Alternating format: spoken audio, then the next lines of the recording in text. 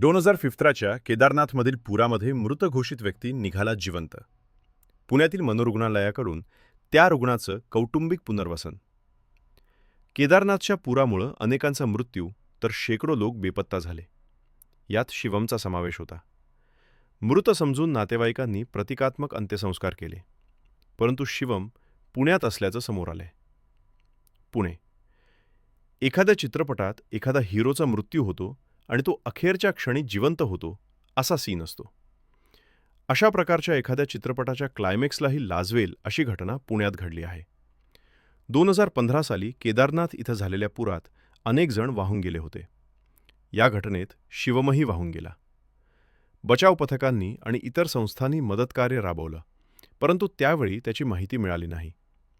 हताश झालेल्या कुटुंबियांनी आपल्या भावनांना आवर घालून त्याचे प्रतिकात्मक अंत्यसंस्कार केले. परंतु चित्रपटात येणाऱ्या कलाटणीसारखी कलाटणी शिवमच्या आयुष्यात आली. केदारनाथमध्ये झालेल्या घटनेनंतर तब्बल 10 वर्षांनी शिवम पुण्यात आढळला. पुण्यातील प्रादेशिक मनोरुग्णालयाकडून प्रथमच बंदी मनोरुग्णाचं कौटुंबिक पुनर्वसन करण्यात आलं. केदारनाथमध्ये झालेल्या प्रलयात अनेक भाविक बेपत्ता. 2015 साली हजारो भाविक केदारनाथाचं दर्शन घेण्यासाठी गेले होते. केदारनाथमध्ये अचानक मुसळधार पावसानं हजेरी लावली. पावसामुळं केदारनाथ मंदिर परिसरासह सर्वत्र हाहाकार उडाला. झुळझुळ वाहणाऱ्या नद्यांनी अचानक रौद्र रूप धारण केलं. या घटनेत मंदिर परिसरात असणाऱ्या अनेक हॉटेल चालक, व्यावसायिक आणि अनेकांचं मोठं नुकसान झालं. पावसात अनेक भाविक प्रचंड प्रवाहासोबत आलेल्या पाण्यामध्ये वाहून गेले, तर काही भाविकांचा मृत्यू झाला, तर अनेक भाविक बेपत्ता झाले. कायदेशीर लढ्यानंतर शिवमचं पुनर्वसन. काही वर्षांनी छत्रपती संभाजीनगर चोरीच्या घटनेत एका आरोपीला अटक केली. त्या आरोपीचं नाव शिवम होतं. यानंतर शिवमला न्यायालयात हजर केलं. त्यावेळी त्याला मानसिक आजार असल्याचं समोर आलं.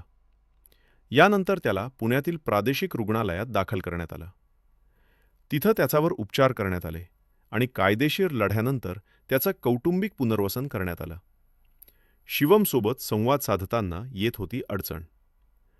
पुण्यातील प्रादेशिक मनोरुग्णालय इथं प्रथमच शिवमला छत्रपती संभाजीनगर पोलिसांनी 27 ऑक्टोबर 2021 साली उपचारासाठी दाखल केलं. त्याच्यावर भारतीय दंड संहितेनुसार विविध गुन्ह्यांची नोंद होती. या रुग्णाची माहिती घेत असताना रुग्णालयाच्या रोहिणी भोसले यांनी त्याच्यासोबत संवाद साधला. शिवम हा पहाडी हिंदी भाषिक होता. त्यामुळं त्याच्यासोबत संवाद साधत असताना भाषेची अडचण येत होती. तेव्हा रोहिणी भोसले यांनी त्याला शिक्षणाबद्दल विचारलं. यावेळी शिवमनं प्रेम विद्यालय, रुरकी गाव, हरिद्वार असं सांगितलं. ही माहिती मिळाल्यानंतर रोहिणी भोसले यांनी शिवमच्या गावाचा शोध लावला. यातून त्यांनी गावातील पोलीस स्टेशनचा नंबर आणि पत्ता मिळाला.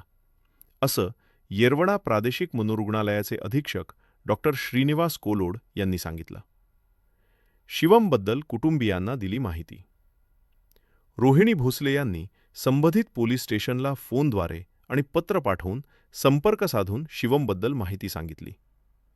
यानंतर शिवमच्या नातेवाईकांचा शोध लागला.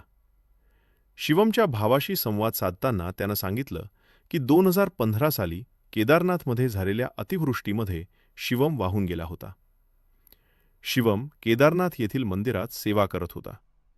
तो तिथंच राहत होता. त्याचा शोध नातेवाईक यांनी विविध प्रकारे लावला, पण तो सापडला नाही. सरतेशेवटी त्याला नातेवाईक यांनी मृत घोषित केलं होतं. रोहिणी भोसले यांनी शिवमवर दाखल असलेल्या गुन्ह्यांची आणि मानसिक आजाराची माहिती कुटुंबियांना दिली. तसंच शिवम आणि कुटुंबियांना व्हिडिओ कॉलच्या माध्यमातून एकत्र आणलं. अशी माहिती डॉक्टर श्रीनिवास कोलोड यांनी दिली. अशी झाली शिवमच्या पुनर्वसनाची प्रक्रिया. रोहिणी भोसले यांनी शिवमच्या नातेवाईकांशी संपर्क केला. तसंच शिवमच्या पुनर्वसनाची प्रक्रिया सुरू केली. प्रथम त्यांनी शिवूर पोलीस स्टेशनच्या पोलीस निरीक्षक यांना याबाबत माहिती दिली. यानंतर तत्कालीन पोलीस निरीक्षक यांनी सहकार्य करण्याची त्यांना ग्वाही दिली आणि शिवमच्या पुनर्वसनचा प्रवास सुरू झाला. रोहिणी भोसले